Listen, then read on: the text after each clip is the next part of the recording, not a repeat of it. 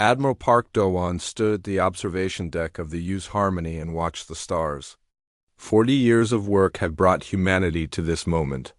40 years of careful words, patient meetings, and slow trust-building with the Valari Dominion. Tonight, they would sign the treaty that would secure peace for generations.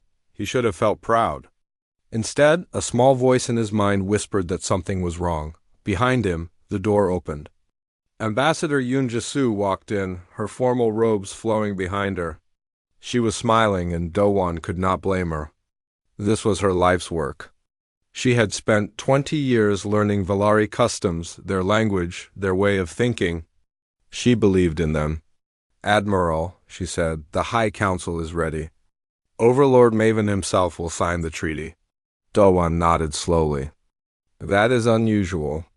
He has never attended a signing before. He wants to show respect," Jae-soo said. "This is a historic moment for both our peoples." Do-won wanted to believe her. He wanted to trust that the Valari were sincere. But he had been a military man for 30 years, and his instincts had kept him alive through border skirmishes, pirate raids, and first contact situations that could have ended in disaster. Something felt wrong. The door opened again, and Captain Bae Sun-ho entered.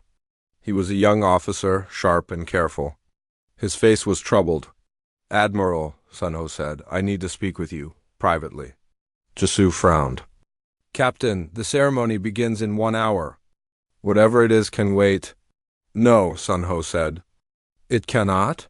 Do-won looked at his tactical officer and saw fear in his eyes. Real fear. He turned to Jae-soo. "Give us a moment, Ambassador." Jae-soo hesitated, then left. When the door closed, Sun-ho stepped forward and handed Do-won a datapad. "I intercepted this 30 minutes ago," Sun-ho said. "Valari military encryption. Our systems broke it in seconds. They did not expect us to be listening." Do-won looked at the screen. Fleet movements. Dozens of Valari warships repositioning across human space. Not toward the border. Behind it. Surrounding Earth's colony worlds like a net closing around fish. "This could be routine patrol activity," Do-won said. But his voice was hollow. "Admiral," Sun-ho said, "these positions are attack formations. I have studied Valari tactics for years. This is not a patrol? This is preparation for a simultaneous strike on multiple targets." Do-won stared at the data. His hands were cold. "If we accuse them without proof, we destroy 40 years of diplomacy. We could start a war over a misunderstanding.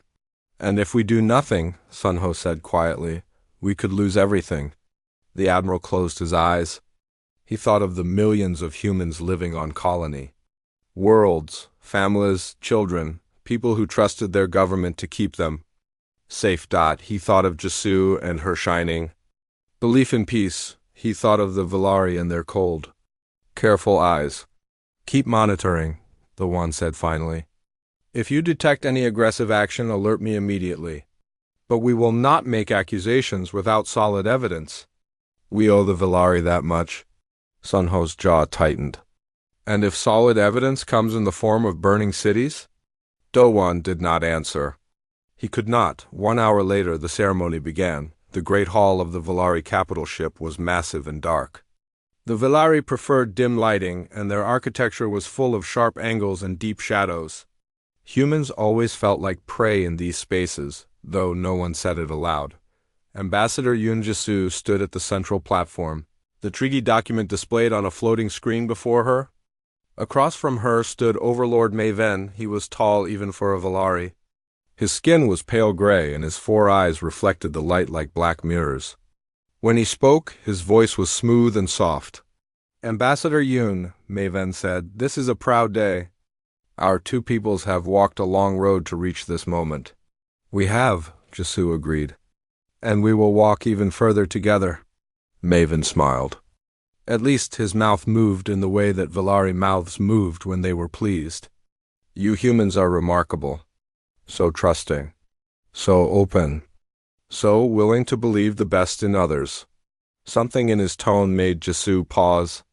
"We believe that trust must be earned, Overlord. And we believe the Valari have earned it? Do you?" Maven leaned closer. Tell me, Ambassador. In your history, when a stronger species encountered a weaker one, what happened? Jisoo felt a chill. We have learned from our past. We do not repeat those mistakes. Perhaps, Maven said. But we have not.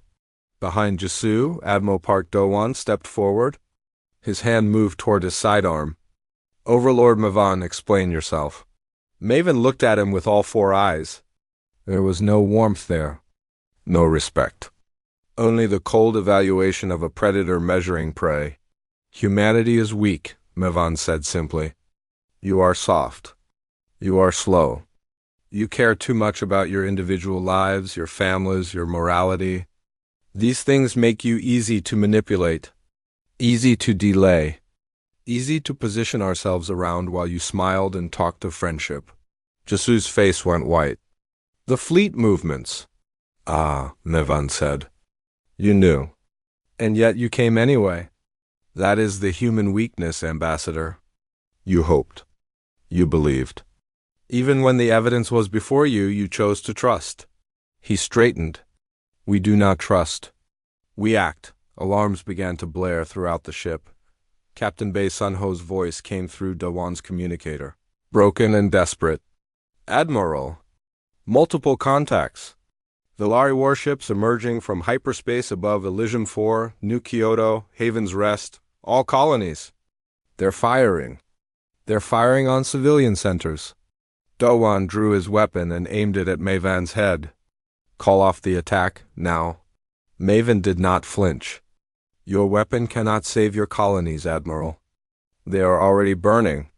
In a few hours, every human outside Earth itself will be dead. And then we will come for Earth. Why? Jisoo whispered. Her voice was breaking. We offered you peace. We offered you everything. Maven looked at her with something that might have been pity. Because you were weak. Because we could. Because the universe belongs to the strong and the weak exist only to serve or to die. He turned away. You may kill me if you wish. It will change nothing. The Vilari Dominion will cleanse human space and take what we want. This has already been decided. Do-won's finger tightened on the trigger. Jisoo grabbed his arm. No, we need him. We need to understand their forces, their plans. The time for understanding is over, Do-won said. His voice was flat and dead. We tried diplomacy. We tried trust. We tried to be civilized. He looked at Maven, and in that moment, something changed in the Admiral's eyes. The hope died. The belief in peaceful coexistence died. Everything soft and trusting in him died. What remained was cold and hard and very, very dangerous. You wanted humanity's true face, Do-won said quietly. You will have it. He lowered his weapon. Not out of mercy? Out of patience. The time for mercy was over. Now came the reckoning. Dr. Han. Mireille was in the middle of surgery when the sky fell. She had been operating on a young boy with a damaged heart. It was routine work. She had done it 100 times. The boy's mother was waiting outside, nervous but hopeful. Mireille had smiled at her before going into the operating room and said, "He will be fine." Then the first explosion hit. The hospital shook like a toy. The lights went out. Emergency power kicked in a moment later, painting everything in dim red. Mireille gripped the operating table to keep from falling. What was that? Her assistant asked. Before Mireille could answer, another explosion hit. Closer this time. The ceiling cracked and dust fell into the sterile field. Doctor, her assistant said, we need to evacuate. I am in the middle of his chest, Mireille said. Her hands were steady, even though her heart was racing. If I stop now, he dies. She kept working. Another explosion, another. The building groaned around her. She heard screaming from somewhere below. She finished the surgery in 9 minutes. It should have taken 30. She closed the boy's chest with quick, rough stitches and told her assistant to move him to the basement. Then she ran to the window. Elysium 4 was burning. The capital city stretched out below her, and it was full of fire. Buildings were collapsing. Ships hung in the sky above, dark shapes against the smoke, and light pulsed from them again and again. Each pulse meant another explosion. Another block destroyed. Another 100 people dead. Mireille had seen war before. She had treated soldiers from border skirmishes. She had patched up wounds from pirate raids. But this was not war. This was slaughter. "They are targeting hospitals," her assistant whispered. He was standing beside her, his face gray. "Schools. Residential areas. They are killing everyone." Mireille turned away from the window. "Then we work until we cannot work anymore. Bring me the wounded." They came in waves. Burn victims. Crush injuries. Children with missing limbs. Old people who could not understand what was happening. Mireille operated on tables, on the floor, in hallways. She ran out of anesthesia and kept cutting. She ran out of blood and made do with plasma substitutes. She ran out of hope and kept working anyway. Hours passed. Or maybe minutes. Time stopped meaning anything. At some point, Sergeant Quantaiwu appeared. He was a big man, a veteran of the Colonial Defense Force. Mireille had treated him twice before for minor injuries. Now he was covered in blood and ash, and his eyes were empty. "Doctor," he said, "we need to evacuate this building. Velari ground troops are 3 blocks away." "I have patients who cannot be moved," Mireille said. Dr. Taiwu's voice was gentle but firm. "Everyone who cannot be moved will die. The Velari are not taking prisoners." Mireille stopped. She looked at the operating room around her. There were 6 patients here. 4 of them could walk. 2 could not. "What do you mean they are not taking prisoners?" Taiwo was quiet for a moment. "I saw them execute 200 people in the central plaza. They lined them up. Men, women, children. They made them kneel. Then they shot them in the back of the head, one by one." Mireille felt her stomach turn. "Why?" "Because they can," Taiwu said. "Because we are nothing to them. We are not enemies to defeat. We are pests to exterminate." Mireille looked at her 2 patients who could not walk. One was an old woman with a crushed pelvis. The other was a teenage girl with severe burns. "We cannot carry them," she said. Taiwu understood. He did not say anything. He just nodded and looked away. Mireille knelt beside the old woman and took her hand. "I am sorry."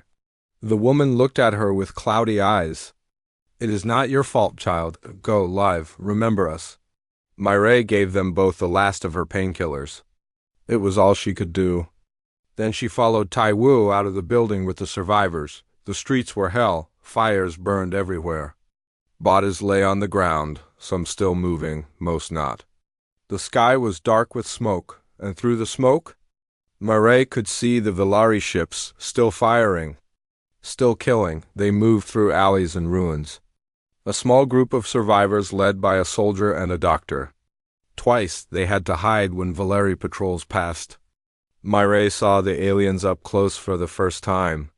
They were tall and gray and moved with mechanical precision. They did not look angry or hateful. They looked bored. This was just work to them. They reached the emergency bunker beneath the governor's mansion. It was supposed to be a refuge for civilians, but when they arrived, they found Governor Xin Yeji trying to broadcast a distress call. She was a small woman, middle-aged, with the kind of face that usually smiled. She was not smiling now. "This is Governor Xin Yeji of Elysium 4 calling Earth Command," she said into the communicator. "We are under attack. Velari forces are conducting orbital bombardment and ground assault. Casualty estimates are in the millions. We need immediate assistance. Please respond. Static.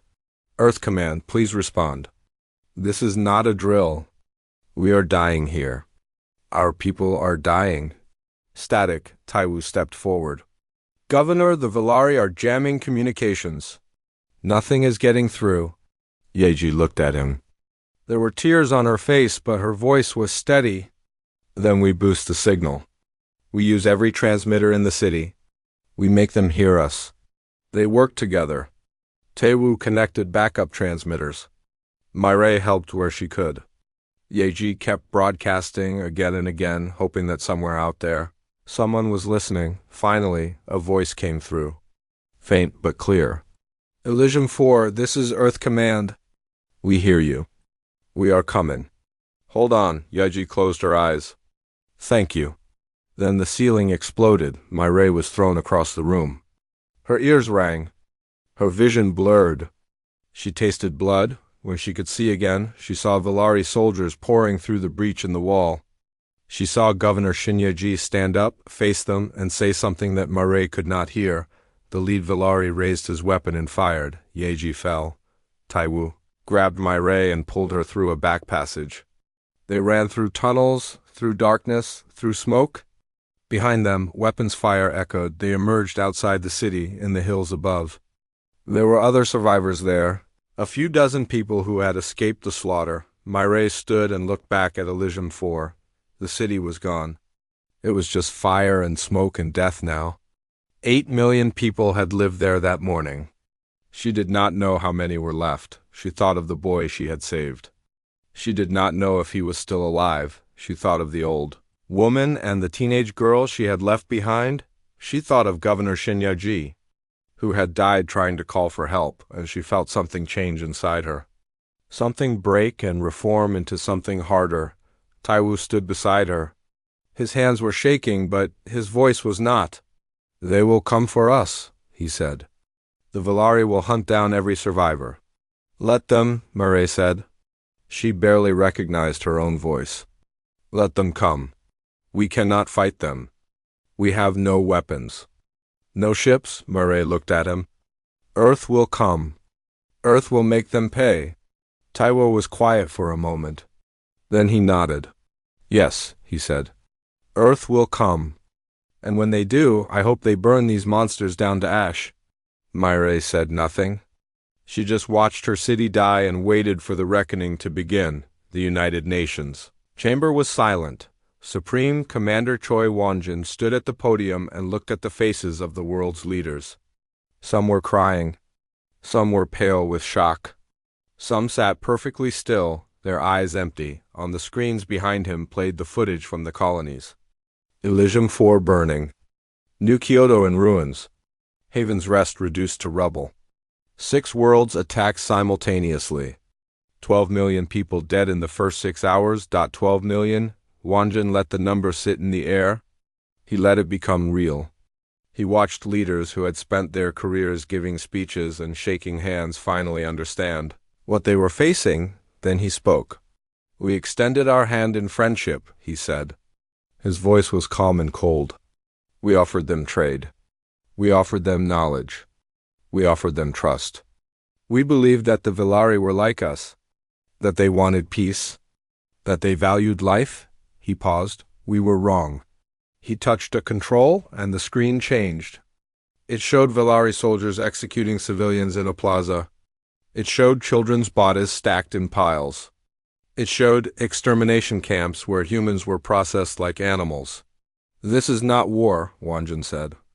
This is genocide. The Valari do not want our territory. They do not want our resources. They want us gone. Every man, every woman, every child, they want to erase humanity from the universe because they believe we are weak, because they believe we will not fight back. He leaned forward. They are wrong. A murmur ran through the chamber. Wanjin raised his hand for silence. We tried diplomacy. They chose extinction. Very well. We will grant them the extinction they selected. But it will be their own. The vote was unanimous. For the first time in 300 years, Earth declared total war. Everything changed. Factories that had made consumer goods began making weapons. Ships that had carried cargo began carrying soldiers. Scientists who had studied peaceful technologies began designing instruments of death. At the center of it all was Dr. Kang Eunji. She was a small woman with quiet eyes and a mind that worked faster than most computers. For 15 years, she had led Earth's Advanced Weapons Research Division. Her work was secret. Most people did not even know her division existed. Now, the secrets came out. In a secure facility beneath the mountains of Korea. Yunji showed Supreme Commander Wanjin what humanity had prepared. Kinetic bombardment platforms, she said. pointing to a holographic display. Tungsten rods dropped from orbit. They hit the ground at 20 kilometers per second. No explosives needed. Just pure kinetic energy. One rod can destroy a city. Wanjin nodded. What else? Antimatter warheads. We have stockpiled enough to crack a planet's crust. We hoped we would never use them. And the bioweapons? Unji hesitated. This was the one that bothered her. We have developed a virus tailored to Valari physiology. It spreads through air and water. Mortality rate is 100%. If we release it on a Valari world, every living Valari on that world will be dead within 72 hours. Wanjin looked at her. You seem troubled. This is genocide, Yunji said quietly. If we use these weapons, we become what they are. They started this. Yes, but we will finish it. And we will have to live with what we do. Wanjin was silent for a long moment. Then he said, build everything. Prepare everything. When the time comes, I will decide what we use. Yunji nodded and returned to work. Meanwhile, Lieutenant Commander Hana coordinated the intelligence effort. She was young for her rank. Only 32, but she had a gift for seeing patterns that others missed. She spent days without sleep, analyzing Valari communications, mapping their fleet movements, identifying their weaknesses. What she found made her sick. They planned this for decades, she told Admiral Park Do-won during a briefing. The diplomatic process was never real. It was a distraction. They studied us. They learned our psychology. They knew we would keep hoping, keep trusting, keep giving them time. Do-won's face was stone. What else? They have extermination protocols. Detailed plans for every human colony. They categorize us like livestock. Category A for immediate termination. Category B for labor camps. Category C for medical experiments. Hannah pulled up a file. They want to understand human pain responses. They find our suffering scientifically interesting. Do-won closed his eyes. When he opened them, they were hard. Find their weakness, he said. Find where they are vulnerable. Find how to make them hurt. Hannah nodded. I already have. The Valari Empire depends on their client species for labor and resources. If we target those supply lines, their war machine collapses. And their homeworld is defended, but not unbreakable. They never expected to face a real enemy. They have conquered weak species for so long that they forgot what it means to fight someone who can fight back. And then we remind them. Do-won said, the first counterattack came 3 weeks after the massacres. The Valari had established a forward base at Nexus Station. A massive structure that coordinated their fleet movements in human space. It was heavily defended. The Valari believed it was untouchable. They were wrong. Admiral Park Do-won led the assault personally. His fleet emerged from hyperspace in perfect formation, already firing. The Valari defenders scrambled to respond, but humans had learned from watching them. They were fast. They were coordinated. They were merciless. The battle lasted 4 minutes. When it was over, Nexus Station was expanding gas. 40,000 Valari were dead. The human fleet had lost 63 people. Do-won opened a channel to all Valari frequencies. This is Admiral Park Do-won of the United Earth Fleet, he said. You attacked our colonies without warning. You murdered our civilians. You exterminated 12 million of our people because you believed we were weak, he paused. You were wrong. We are not weak. We are not prey. We are the species that clawed our way to the top of a death world. We are the species that split the atom and touched the stars. We are the species that will not stop, will not surrender, will not die. He leaned forward. You wanted a war of extermination. Congratulations. You have won, but it will not be our extinction. It will be yours. We are coming for you. Every world, every station, every ship. We will not stop until you are no longer capable of harming anyone ever again. He ended the transmission. Around him, his bridge crew was silent. They had heard many speeches in their careers. This one was different. This one was not about hope or glory or noble ideals. This one was a death sentence. Captain Bei Sunho stepped forward. Admiral, the fleet is ready for the next jump. What are your orders? Dowan looked at the stars. Take us to the Valari core worlds, he said. Let us teach them what humans do when you hurt our children. The fleet jumped, the reckoning had begun, the Valari Empire was dying. Admiral Park. Dowan stood on the bridge of the UES Nemesis and watched another enemy world surrender. This was the 14th in 2 months. The pattern was always the same. His fleet would arrive, destroy the orbital defenses, and broadcast a simple message: surrender or be destroyed. Most surrendered. The ones that did not became examples. Dowan felt nothing as he watched the surrender broadcasts. He had stopped feeling much of anything after Elysium 4. After he had seen the footage of what the Valari did to the survivors. After he had counted the bodies of children stacked in warehouses like garbage, he had become a machine. A very efficient, very deadly machine. Admiral, Captain Bei Sunho said, we have incoming communication from the Valari High Council. Overlord Mevan wishes to negotiate. Dowan almost laughed. Negotiate. After what they did? He says they are willing to discuss terms for peace. Dowan was quiet for a long moment. Then he said, open the channel? Overlord Mevan appeared on the screen. He looked older than before, tired. His 4 eyes were dull. Admiral Park, Maven said. This war has cost both our peoples greatly. It is time to end it. I agree, Dowan said. Surrender unconditionally and it ends. Maven's jaw tightened. We are not defeated. We still have fleets. We still have worlds. We can continue this war for years. You can. You will lose. The only question is how many of your people die before you accept that fact. Be reasonable, Admiral. We can negotiate territory. We can pay reparations. We can return to the borders that existed before the war.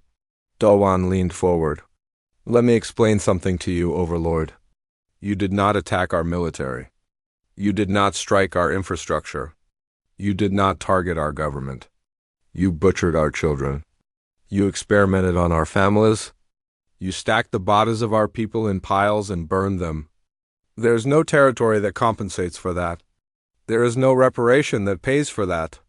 There is no going back to how things were. He paused. You had diplomacy. You had our trust. You had our friendship. You burned it all. There will be no negotiation. There will only be consequences. He cut the channel. Sunho stepped closer. Admiral, the Council will expect a response. They have my response. Prepare the fleet for the next jump. We move on their industrial centers. The campaign continued. Major SCOGA led the ground operations. She was a special forces commander, hard and scarred and feared by her enemies. Her troops called her the Ghost because she moved through battlefields like smoke on the Valari mining world of Kathos. Jihi's forces discovered what the Valari had done with human prisoners. They found camps. Labor camps where humans had been worked to death extracting, or the survivors were skeletal, barely alive, their eyes empty. Many had been tortured. Many bore scars from medical experiments. Jay walked through the camp and said nothing. Her soldiers were crying. Some were vomiting. She just walked and looked and memorized every detail. Then she found the children's section. There were no survivors there. Just small bodies. Dozens of them. The youngest could not have been more than 5 years old. Ga knelt beside one of them. A little girl with dark hair. She had been dead for weeks, but someone had tried to keep her clean. Had brushed her hair. Had arranged her hands. Ga stayed there for a long time. When she stood, her face was calm. She walked outside, gathered her officers, and gave new orders. No more prisoners, she said. Any Valari soldier who surrenders will be processed according to the laws of war. But the camp guards, the experimenters, the ones who did this. She looked at the building behind her. They die. All of them. Make it painful. No one argued. The word spread through the Valari military. The humans were not taking certain prisoners anymore. The humans were hunting down war criminals and executing them. The humans were keeping lists. Fear grew. Velari soldiers began surrendering before battles started. Velari worlds began refusing to fight. The empire that had conquered 17 star systems was crumbling from within, and still, Admiral Park Do-won pushed forward. He met with Ambassador Yoon Jae-soo aboard the Nemesis. She had changed since the war began.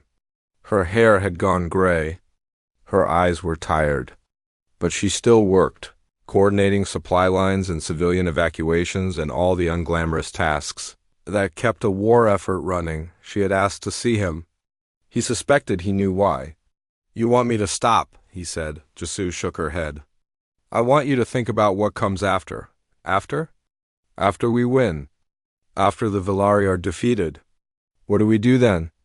Do-won looked at her. "We make sure they can never do this again." "How?" He did not answer. "Do-won," Jae-soo said quietly, "we have weapons that can sterilize their worlds. We have viruses that can exterminate their species. If we use them, we become what they are. We become monsters. They were monsters first. Does that make it right?" Do-won walked to the window and looked at the stars. Somewhere out there was Velari Prime, the heart of the Empire. The world where Overlord Mayvan had planned the extermination of humanity. His fleet was 3 days away. "I stood on Elysium 4, he said. "After we retook it, I walked through the ruins. I saw the mass graves. I saw the torture chambers. I saw what they did to our people, Jae-soo, not in reports, not in footage.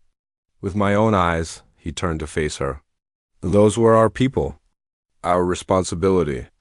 We were supposed to protect them, and we failed.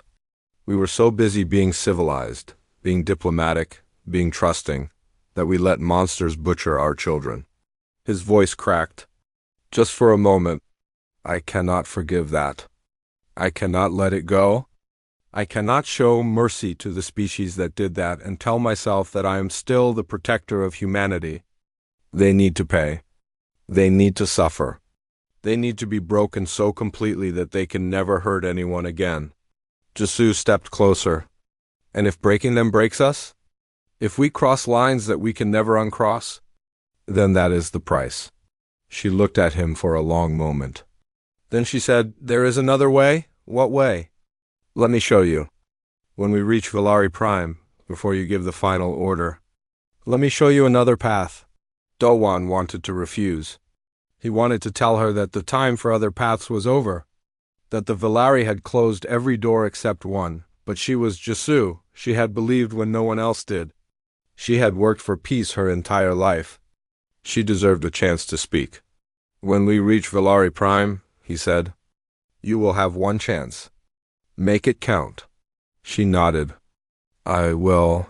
3 days later, the human fleet surrounded Velari Prime. The kinetic bombardment platforms were in position.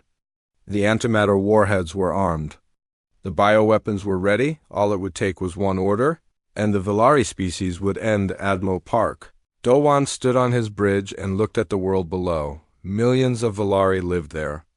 Soldiers and civilians, adults and children, the innocent and the guilty. One order. He thought of Elysium 4.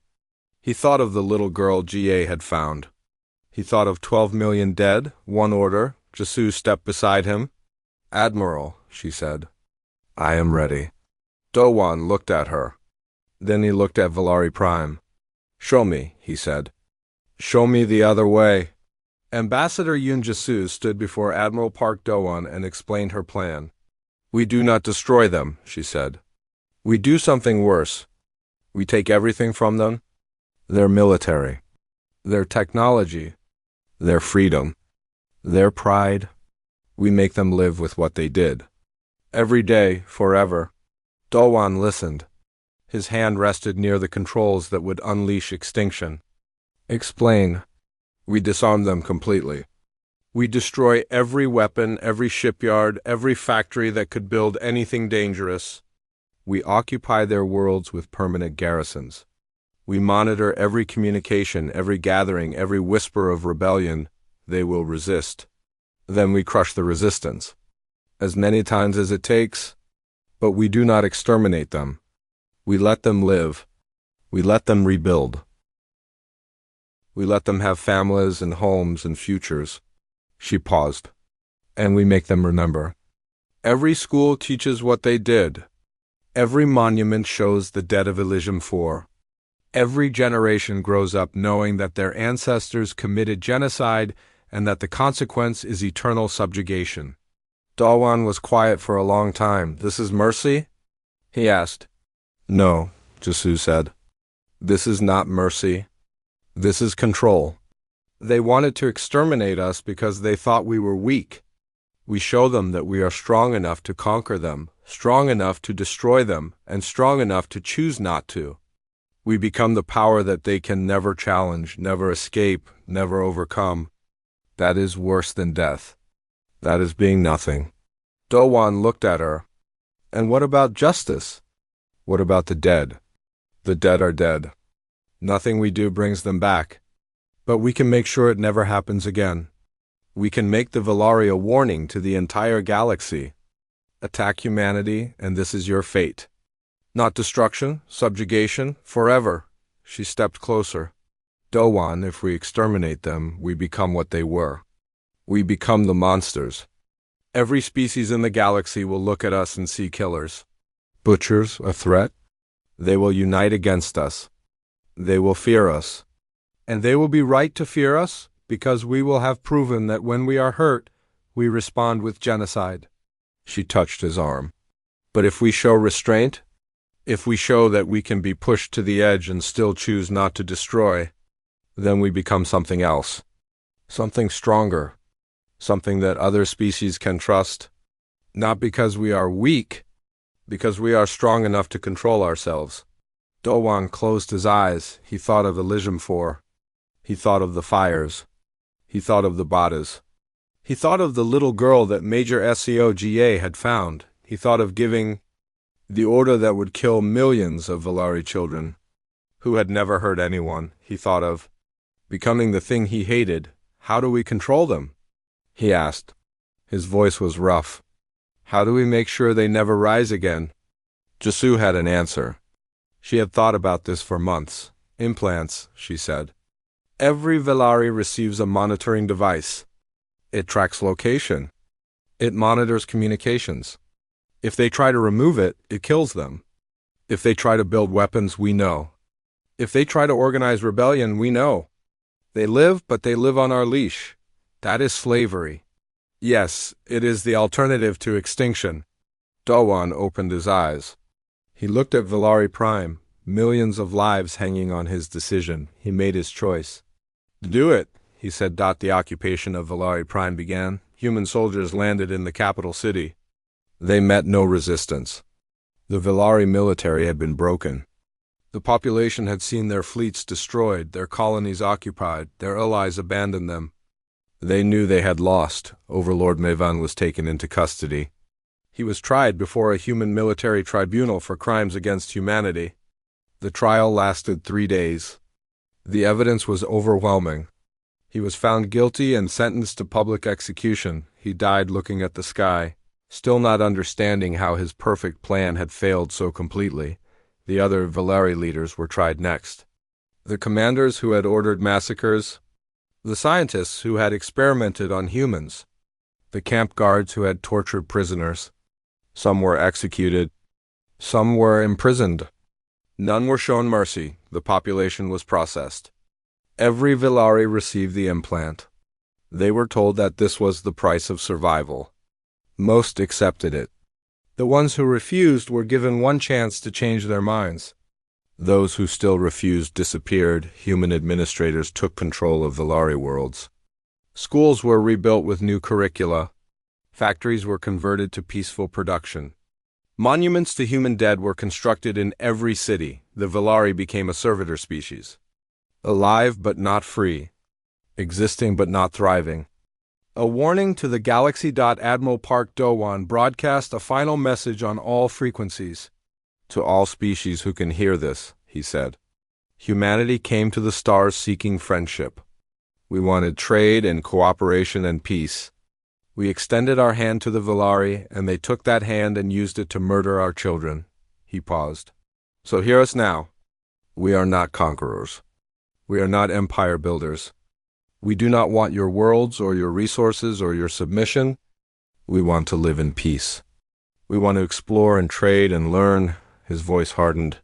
But if you attack us, if you harm our people, if you try to exterminate us because you think we are weak, then we will come for you.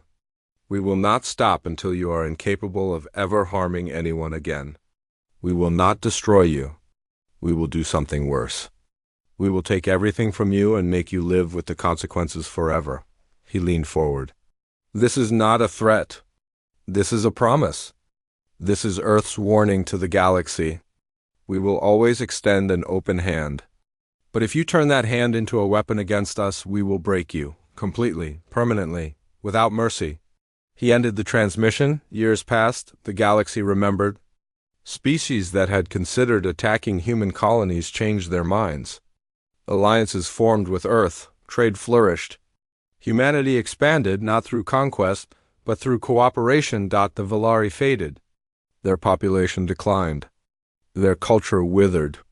They became a broken people, living in the shadow of their crime. Watched and controlled and forgotten. Dr. Han Myray survived. She returned to medicine after the war, working in a hospital on the rebuilt Elysium 4. She saved lives. She trained young doctors. She tried to forget what she had seen. She could not forget. One day, she visited the memorial built on the ruins of the old city. It was a simple place. A wall with names. 12 million names. She came here every year on the anniversary. This time, she was not alone. A young Valari was there, tending the grounds. He was part of the servitor class assigned to maintain human memorials. He was young, maybe 20 years old. He had been born after the war. He had never known freedom. Myray watched him work. He was careful and respectful. He cleaned the wall gently, making sure every name was visible. She walked over to him. "Do you know what happened here?" she asked. He looked at her. His eyes were dull, like all Valari eyes now. "Yes," he said. "My people killed your people. 12 million. This is where they lived. Do you understand why you are here? Why your people are controlled?" He was quiet for a moment. "Because of what we did. Because we cannot be trusted." Myray looked at the wall. "So many names. So many dead. I was here," she said. "When it happened, I was a doctor. I tried to save people. Most of them died anyway." The young Valari did not respond. There was nothing to say. Myray thought about hatred. She thought about revenge. She thought about the satisfaction she had expected to feel. Seeing the Valari broken and subjugated, she did not feel satisfaction. She did not feel closure. She just felt tired. "What is your name?" she asked. The Valari looked surprised. No human had ever asked him that. "Torvik," he said. "Torvik?" Myray nodded. "My name is Myray." She turned and walked away. She did not look back. The war was over. Humanity had won. The Valari had paid, but some wounds never healed. Some prices were never fully paid.